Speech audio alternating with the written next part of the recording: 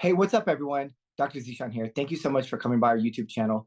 Make sure you subscribe so that way you can know anytime we put out new content. We're always trying to put out new content on all our platforms. So make sure you also subscribe to all our different platforms on Instagram, Facebook, our podcast, TikTok, so on and so forth. The link is below. If you think of anything that you want us to focus on, maybe something that you're dealing with in nursing school and or you're dealing with approaching your PN or RN NCLEX, let us know in the comments below and we'll definitely try to get around to it.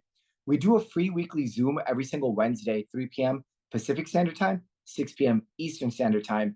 And we put out the link in an email. So make sure you go to our website, sign up for our email, and you'll get that link for our free weekly Zoom. It is live every single Wednesday. Once we're done lecturing, we do a night of trivia, about an hour long, 50 nursing school / NCLEX style questions. So make sure you come, get those neurons firing, and make sure you have fun because the top 5 people do get prizes. Lastly, if you want to talk to us about our on-demand class or self-paced class or a live course, make sure you fill out the form below and we'll make sure to reach out to you. Either myself or one of our teammates will call you and answer any questions regarding your journey. So whether it's you failed or you don't know what to do on your first attempt, let us help you. We've helped tens of thousands of students pass, and anybody that's going to talk to you has either been in your position and or will be me. So make sure you take advantage of that. And if you have any questions or any comments, please let us know. You can always email us at contact@nclexhighyield.com. So please reach out to us and enjoy the lecture. Take care.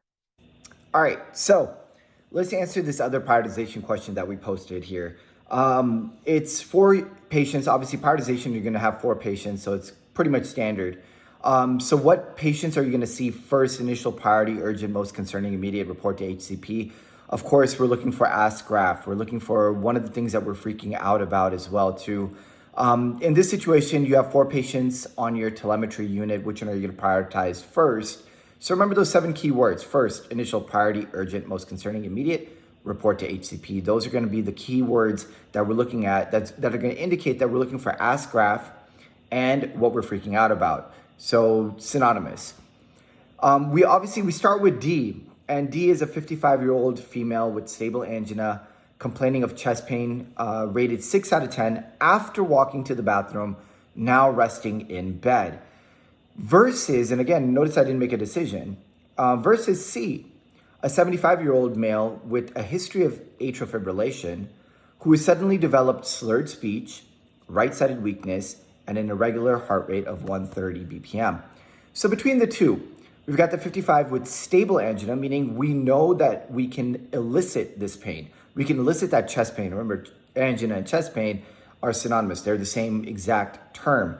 But in this situation, it's stable, meaning it's predictable. So if I tell them to walk to the bathroom, or I tell them to walk up a flight of stairs, if I tell them to jog for a few minutes, we know for a fact that we can cause that chest pain, that ischemia, trying to get past that atherosclerotic plaque is going to cause chest pain because we're not getting that blood flow or that oxygen completely like we would like to. So now this patient is resting and their pain is 6 out of 10.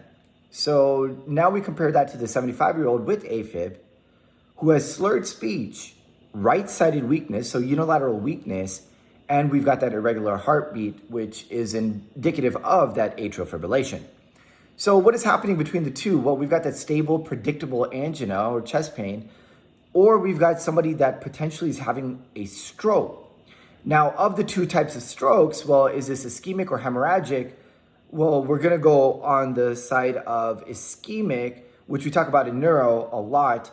So know the difference between ischemic stroke and hemorrhagic stroke, and more so with ischemic stroke, thrombotic versus embolic, because in this situation, we've actually had an embolic ischemic stroke. So again, refer back to neuro.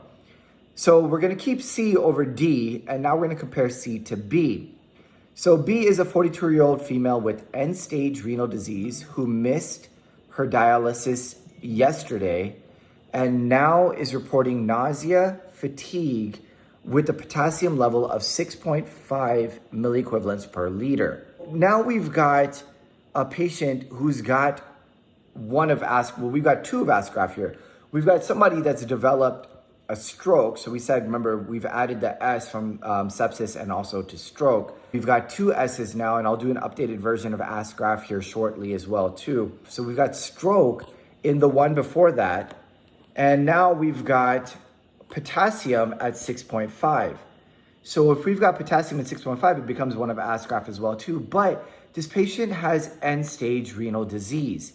So if they've got end-stage renal disease, that means that having high potassium levels is kind of almost expected. When I would be freaking out about this is when we have a situation where they're having dysrhythmias. Because remember, potassium, if you go back to the EKG lecture, is in fact going to predominantly control the ventricles, and what we're worried about is that ventricular fibrillation. In this situation, they've got nausea and fatigue, but they've got a potassium level of 6.5 with no dysrhythmias, and they've got end-stage renal disease. So are we really freaking out about it compared to somebody who is actively having an ischemic stroke? Absolutely not. That is expected. They miss dialysis, get them back on dialysis and watch their potassium get corrected. So now we're down to 50-50. Again, we're sitting pretty here. So we've got 50-50, and we've got C that we've held on to with the stroke, and now we're down to A. A is a 68-year-old male with chronic heart failure, who has bilateral 3+ pitting edema and is on continuous IV infusion of furosemide, reporting a mild headache. So again, we've got heart failure, okay. We've got 3+ pitting edema, okay. And we've got a mild headache, but they're on furosemide. So what more can we do? Remember, who do we have less time with, and what more can we do? Those same two questions that I ask you when you're dealing with prioritization questions, because in this situation, we've got somebody that potentially has shortness of breath, that may have some sort of exacerbation of heart failure, but what more can we do? Well, we get that fluid off with IV furosemide. So in this situation, the one that I'm freaking out about with ASK graph is that S, and that S is in fact stroke, which we're gonna modify that ASK graph. We've added sepsis and stroke. So again, we wanna make sure that we are taking care of C first. So the answer choice is C. I hope y'all get it right. If not, I hope you understood the explanation, and see y'all on Wednesdays. Remember, free weekly Zoom on Wednesdays. Those of you that are considering the on-demand, remember the on-demand is always going on. It's self-paced, and it's got all this information that I've been talking about and then some. So hope you enjoyed. Take care.